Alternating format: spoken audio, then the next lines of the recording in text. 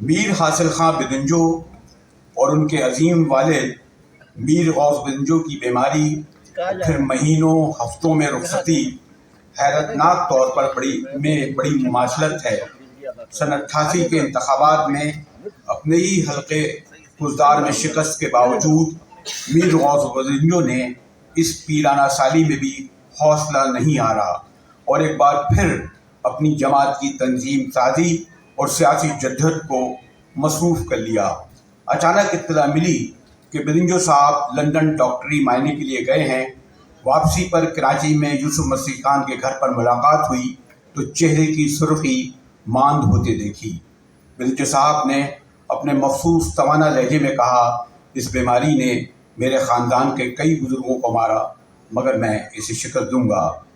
مہینے بھر بعد میری دعوت پر بدنجو صاحب کراچی پریس کلب میں کتاب کی تقریب رونمائی میں مہمان خصوصی تھے۔ یہ وہ زمانہ تھا جب بلوچ پختون میں دوریاں محاذ آرائی کی حد تک بڑھ گئی تھیں۔ پختون طلباء کے گروپ نے نعرہ بازی کی مگر بدنجو صاحب کے اسٹیج پر ہوتے ہوئے کوئی تقریب ہلڑ بازی کا شکار تو ہو ہی نہیں سکتی۔ ہاں، ذہنی طور پر دھچکا ضرور لگا کہ میر صاحب کو گاڑی تک رخصت کیا تصور میں بھی نہیں آ سکتا تھا کہ مہینے بعد انہیں مڈل ایسٹ اسپتال کے بیڈ پر آنکھیں موندے دیکھوں گا۔ 11 اگست سن 1979 کا دن آج تک یاد ہے۔ ایسی شدید بارش کہ کراچی سے نال کا فاصلہ 12 گھنٹے میں طے ہوا۔ بات میر حاصل خاں بدنجو سے شروع تو یہ کیسے ممکن ہے کہ ان کے والد میر غوث بدنجو کو یاد نہ کیا جائے۔ میر حاصل خان نے اپنے طالب علمی کا زمانہ کراچی یونیورسٹی میں گزارا۔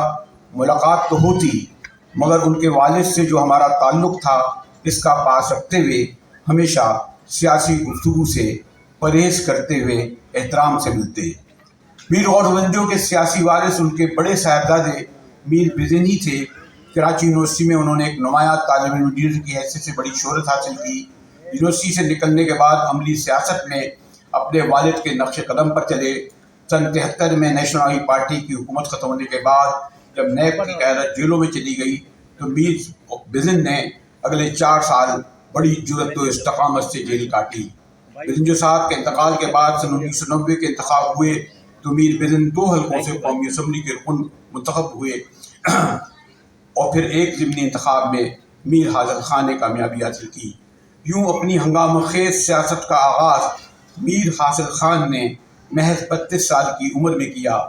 میر غوث بدنجو کی رحلت اور سن 1988 کی شکست میں الیکشن میں ان کے مخالفین نے بدنجو خاندان کی سیاست پر فاتحہ پڑھ لی تھی مگر ان کے دونوں صاحبزادوں نے قومی اسمبلی میں منتخب ہونے سے جہاں ایک نئی روایت قائم ہوئی وہیں بدنجو صاحب کی سیاست جو دراصل بلوچستان بلکہ پاکستان کے عوام کی ترقی خوشحالی کی تھی ایک بار پھر ابھر کر سامنے آئی۔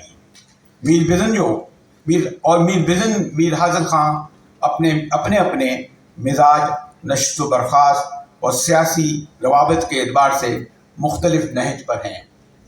منظور جان بیٹھے ہیں اور یہ جملہ لوگوں کو لطف دے گا۔ میر بزن اور میر حاصل خان اپنے مزاج، نشست و برخاست اور سیاسی روابط کے اعتبار سے مختلف نہج پر تھے تو آہستہ آہستہ میر بزن گوشہ نشینی کی طرف چلے گئے اور میر حاصل خان نے محض کوئٹہ ہی نہیں اسلام آباد کے پاور کوریڈور میں اپنا مقام بنا لیا۔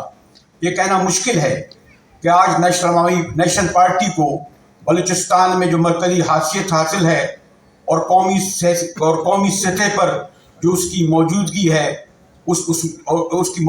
ہے اور جس کے سبب 2013 کے الیکشن میں جو انہیں کامیابی ملی، معذرت کے ساتھ اس میں زیادہ کردار ہمارے وزیر اعلیٰ ڈاکٹر مالک بلوچ کا تھا یا میر حاصل خان بدنجو کا۔